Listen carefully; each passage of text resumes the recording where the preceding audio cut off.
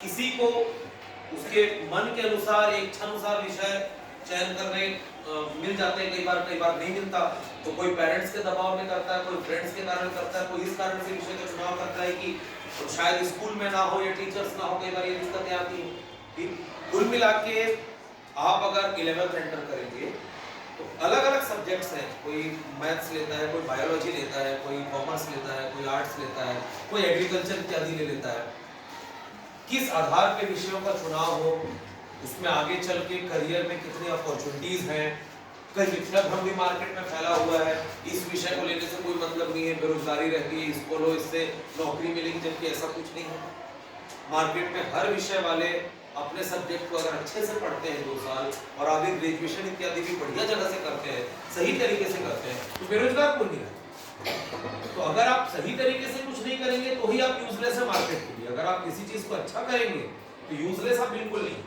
ठीक, तो कुल मिलाकर 10th के लिए जो बैच हमने प्लान की है, ये गर्मियों में आपके बोर्ड एग्जाम के बाद अप्रैल और मई महीने में चलेगी। 1 अप्रैल से शुरू होगी और 31 मई तक चलेगी। इसमें 3 सेक्शंस हैं टोटल, जिसका आप फायदा ले सकते हैं।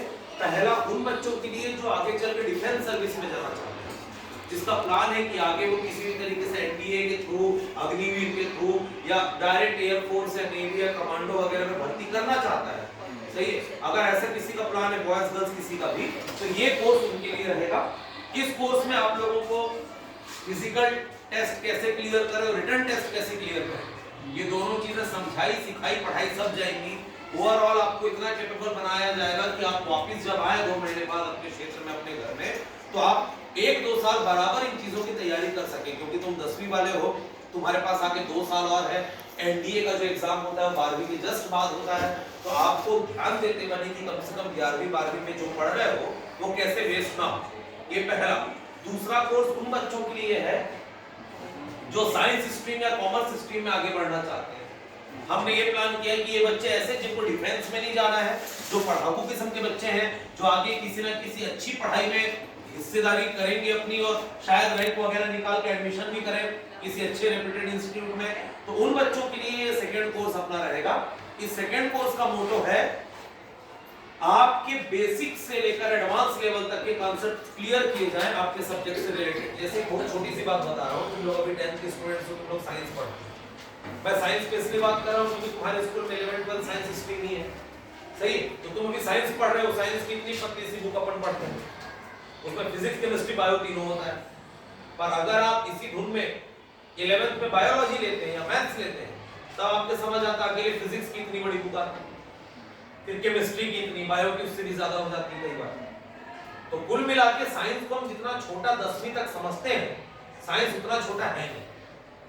ये 11th 12th जाने के बाद आपको रियलाइज होता है। अगर इस चीज का थोड़ा सा टेस्ट आप पहले ले लें कि ओवरऑल कितना साइंस पढ़ना पड़ेगा, कैसे पढ़ना पड़ेगा, 11th में क्या पढ़ना पड़ेगा, 12th में क्या पढ़ना पड़ेगा, आगे चल के अगर आप किसी प्रकार की कोई प्रवेश परीक्षा प्लान करते हैं तो उसके लिए 11th और 12th के कौन से टॉपिक, कौन से सब्जेक्ट को ज्यादा फोकस होकर पढ़ना है, किसको एक बार पढ़ के भूलने की स्थिति में पढ़ना है, किसको एक बार पढ़ के हमेशा याद रखने की स्थिति में पढ़ना है, ये भी मैटर करता है ना। जैसे अभी तुम्हारे एग्जाम्स में तुमको कॉपी डिस्ट्रीब्यूट की गई, ये अर्धवार्षिक एग्जाम से तुम्हारे, सही है, आप लोगों ने पढ़ाई की होगी उस एग्जाम के पहले। कितने बच्चे ऐसे हैं जिनको वही प्रश्न फिर से दिए जाए तो बराबर उतने ही अच्छा बना पाएंगे जितने एग्जाम में बनाया?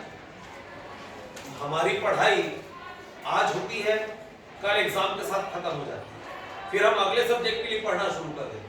ऐसा करते करते आखिरी पेपर देते तक हमको खुद याद नहीं रहता कि पहले पेपर के समय हमने कितनी पढ़ाई की थी और कितने अच्छे से हमको टॉपिक्स पता थे। कारण क्या है, हम टेम्परेरी लेवल पे केवल एग्जाम अटेम्प्ट कर देने तक उन चीजों को पढ़ते हैं, उसके आगे अपन ध्यान नहीं देते। ये पढ़ाई स्कूल लेवल में ठीक है, पर कोई तो विषय, कोई तो टॉपिक आपके पास ऐसे भी होने चाहिए ना जिनमें आप पढ़ाई करो तो ये चीज आगे तक आप ध्यान में रख सको, क्योंकि फ्यूचर इसी पर बेस्ड है। तो सेकंड कोर्स बच्चों के लिए है जो बच्चे आगे चल के अपने आप को कहीं ना कहीं कंपटीशन में फिट पाते हैं, आप इनके लिए आमंत्रित हैं बिल्कुल। थर्ड कोर्स कॉमन सबके क्राउड के लिए है।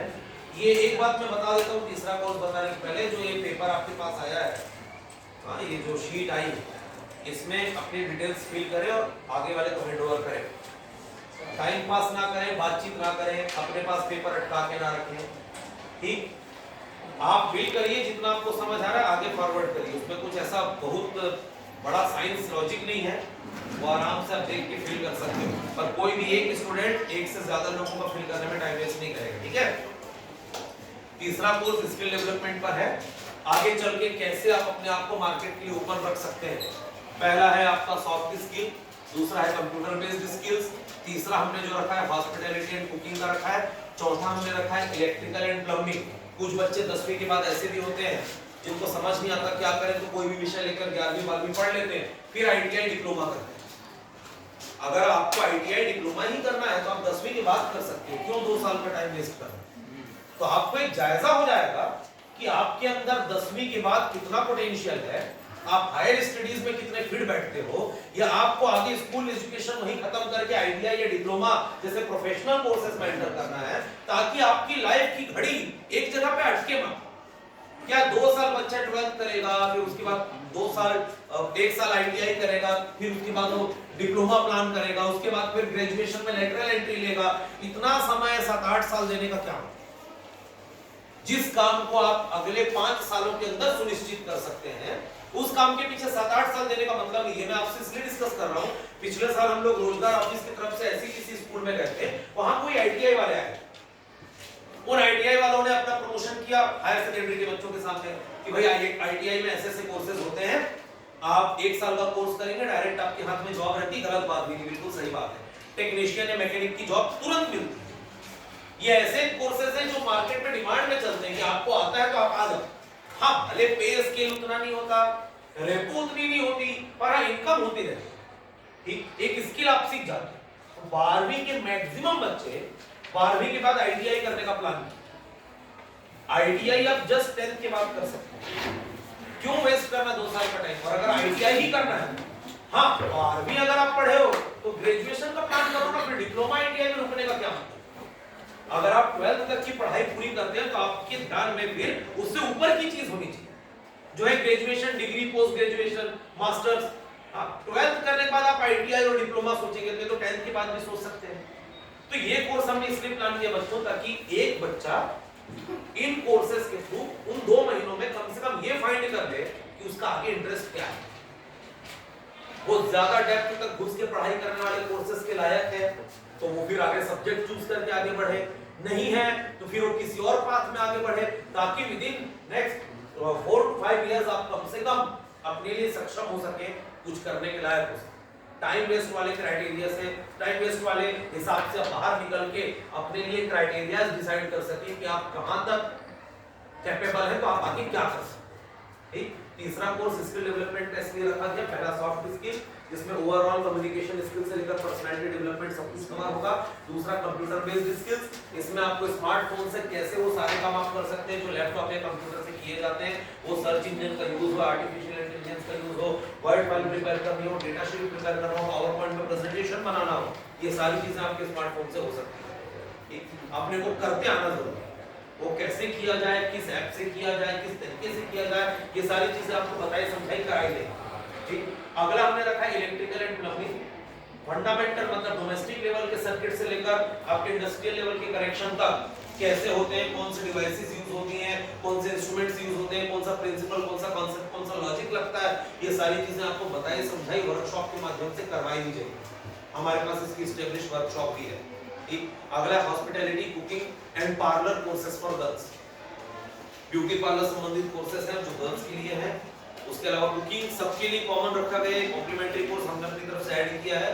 और आपका हॉस्पिटैलिटी मतलब आगे चल के आप में से कोई भी किसी सर्विस सेक्टर में जॉब करता है तो उसके क्या प्रिंसिपल्स हैं, कैसे करके आप कस्टमर से एक अच्छा हेल्दी रिलेशन एस्टैब्लिश कर सकते हैं जो आगे आपकी उसकी दोनों की ग्रोथ में काम आएगा, इसके क्या सिद्धांत होते हैं, इसको समझाने के हिसाब से प्लान किया गया है। इन केस अगर फ्यूचर में आप बिजनेस भी करते हो तो आपको ये चीज काफी हेल्पफुल रहेगी। 10th के लेवल पे अगर आप इतनी चीजों को थोड़ा थोड़ा भी समझते हैं तो आप इतने तो क्लियर होंगे कि 11th 12th में आप जो कर रहे हैं वो क्यों कर रहे हैं, इस बात को आप खुद सुनिश्चित कर सकते हैं।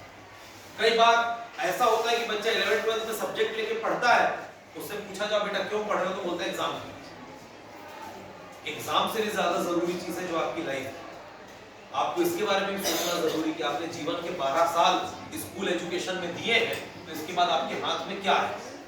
कुछ तो आउटपुट आना चाहिए अपने, या 12 साल हम वेस्ट कर दें, ये फील बस नहीं आना चाहिए। सही है, तो ये ओवरऑल 3 कोर्सेज हैं। ये सारे कोर्सेज फ्री ऑफ कॉस्ट है सारे बच्चों के लिए।